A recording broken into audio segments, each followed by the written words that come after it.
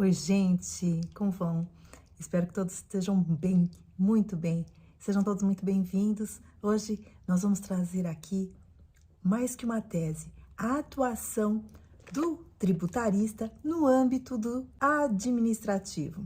Meu nome é Juraci, sou mestre, doutora, mentora, advogada. Então, deixe os seus comentários, deixe também a sua sugestão aqui embaixo. Se inscreva no canal. Esteja sempre conosco para saber das novidades e das teses que eu trago aqui para a gente ganhar dinheiro no direito tributário.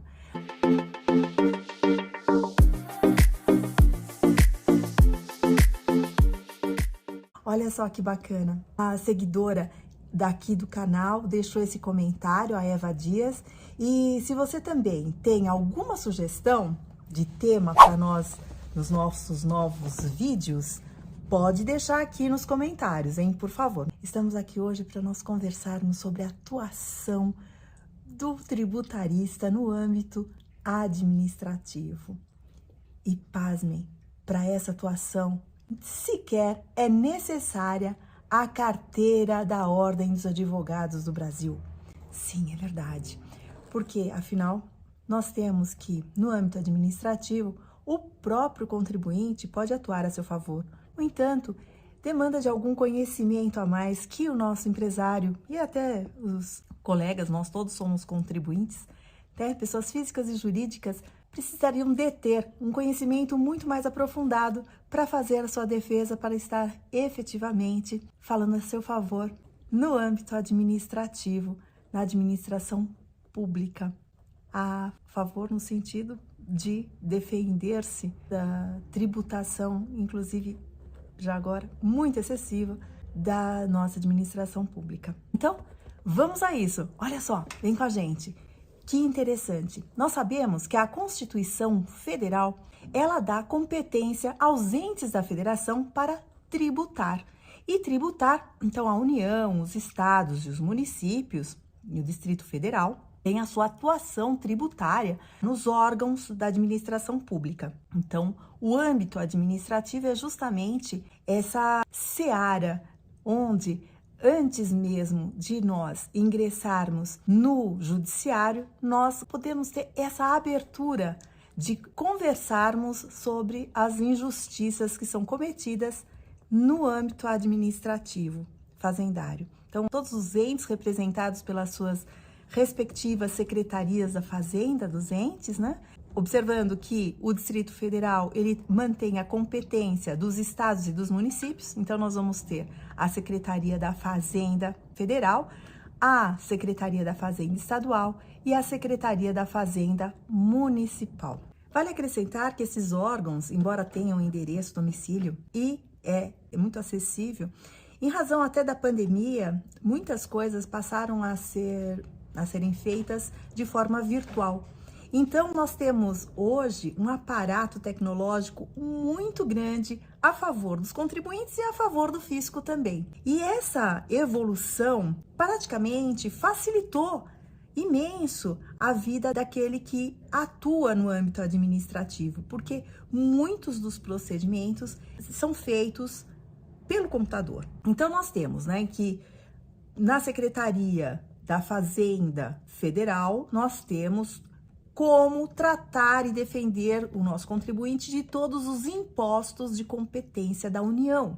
Sendo que na Secretaria da Fazenda Estadual, nós temos condições de defender o nosso cliente e tratar dos assuntos referentes aos impostos e tributos estaduais. Da mesma forma, na Secretaria da Fazenda Municipal, nós vamos tratar e defender das questões ligadas aos tributos municipais. Isso tudo pode ser feito hoje a partir da internet. Então, existe uma necessidade de se cadastrar uma senha para que essa atuação, então, se inicie. Mas, de qualquer maneira, nós temos aqui a possibilidade sempre de se agendar um horário, de se ir pessoalmente nesse órgão.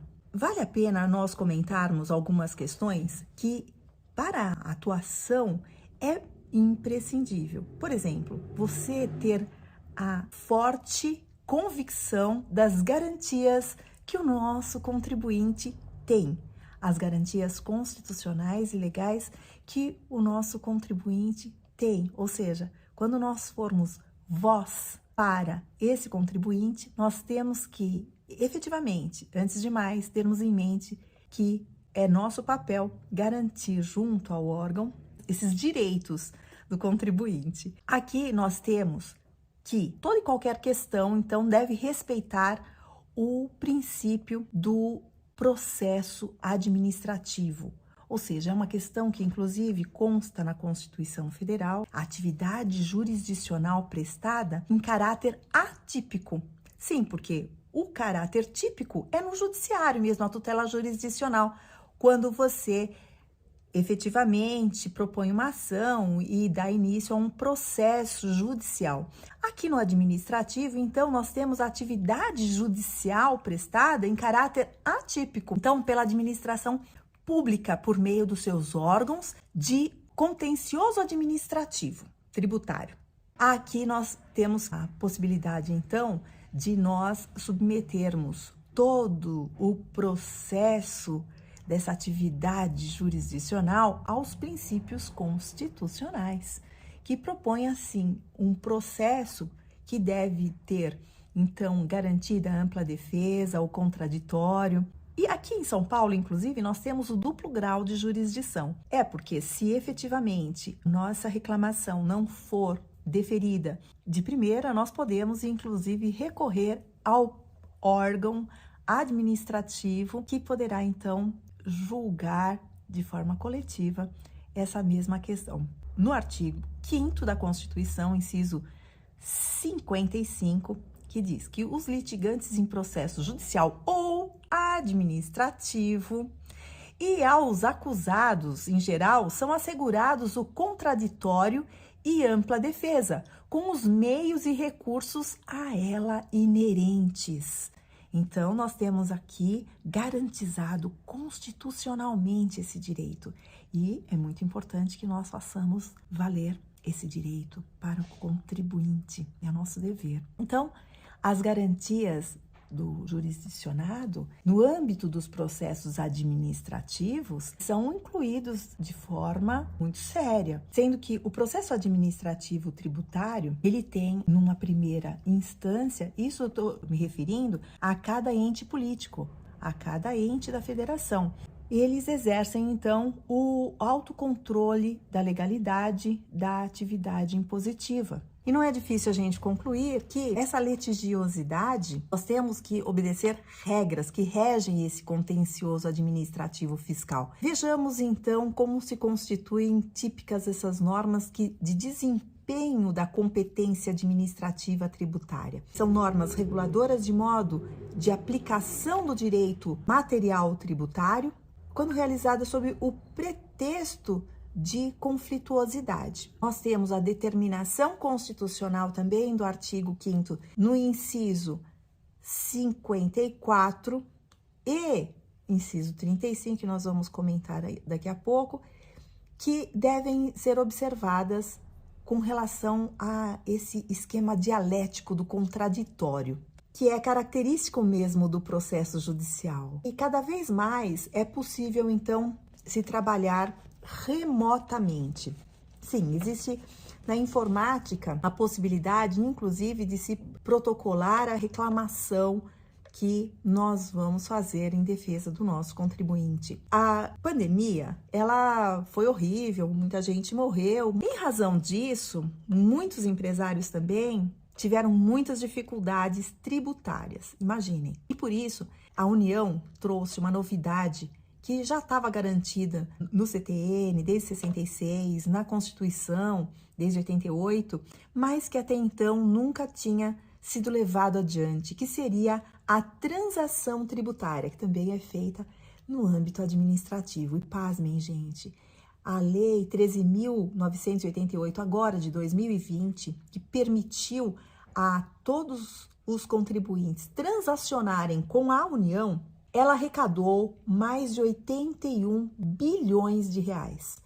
Foram mais de 268 acordos que foram feitos e, muito provavelmente, o que eu tenho para mim é que os outros entes da federação os estados e os municípios, eles, a exemplo do que ocorreu, podem também, logo mais, editar aí uma lei parecida para também transacionar, inclusive com essa mesma iniciativa da União. Temos no estado do Sul, Santa Catarina, creio, já uma proposta nesse aspecto. Então, cada vez mais vai haver a possibilidade de uma atuação ainda maior do tributarista no âmbito administrativo. Isso possibilitou muitos advogados e até não advogados, como eu disse, né? Porque não há necessidade da carteira da Ordem dos Advogados para se atuar no âmbito administrativo, que através desse sistema pôde então acabar com todas as pendências tributárias junto à União através da transação.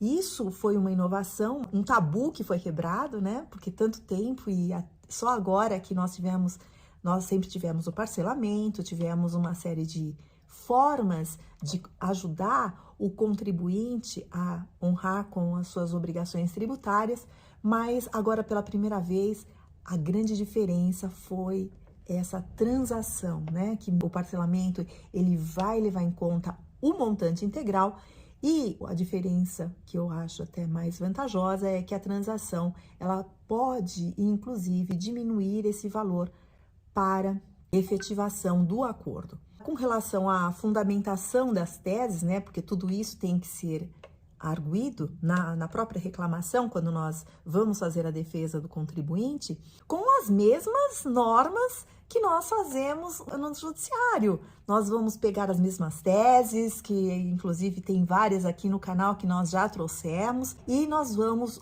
observar a mesma legislação que garante direitos para o contribuinte na reclamação que faremos em sua defesa no âmbito administrativo. E é claro, é importante lembrar que, sim, nós podemos esperar a decisão final do processo administrativo ou não. Por quê? Porque o artigo 5º 35, como eu havia comentado, ele dá a prerrogativa do contribuinte de a qualquer tempo, se desejar, ingressar com a ação judicial. Então, ele pode ter, sim, a sua reclamação já levada em linha de conta na administração, mas ele não necessariamente precisa esperar até o final do processo administrativo para ingressar com a ação judicial. Importante também que se verifique que a gente tem no contador um grande parceiro para essa atuação. Por quê? Porque o contador, ele vai efetivamente ter condições de mostrar para a gente, fazer um diagnóstico das questões que envolvem a tributação de uma determinada empresa, para que nós possamos nos embasar e fazer uma defesa mais robusta e mais efetiva para que o contribuinte seja de forma mais certeira ter o seu êxito no âmbito administrativo. Olha, tem na descrição do vídeo um texto super interessante que vai corroborar, inclusive com a fundamentação jurídica, alguns artigos e dicas que eu deixo aqui embaixo, é só clicar na descrição do vídeo. Muito feliz com quem me ouviu até agora. Peço mais uma vez para que se inscrevam, deixem seus comentários e, inclusive, compartilhem essa informação, que é super preciosa, muito importante para todos os empresários, para todos os colegas, para todos que quiserem se aprofundar nessas questões que são atualíssimas e que vai possibilitar uma prestação de serviço de excelência, ganhando dinheiro no tributário. Até mais, gente. Até o próximo vídeo.